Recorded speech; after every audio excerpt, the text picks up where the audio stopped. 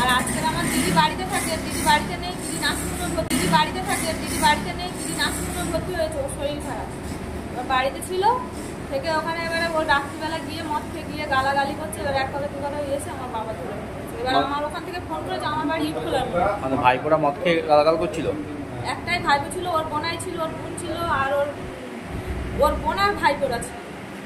মদ খাচ্ছিল তো ভাইপো? ওরা মদ বাইরে থেকে খেয়ে গিয়ে ঘরে গিয়ে গালাগালি করছিল। করে এবার আমাকে গালাগাল করছিল? আমার বাবা গিয়ে বাড়ি গিয়ে মেরেছে। আচ্ছা, মানে বাবা প্রতিবাদ করেছিল যে গালাগাল করছিস কেন? বাবা গালাগালি করছিল।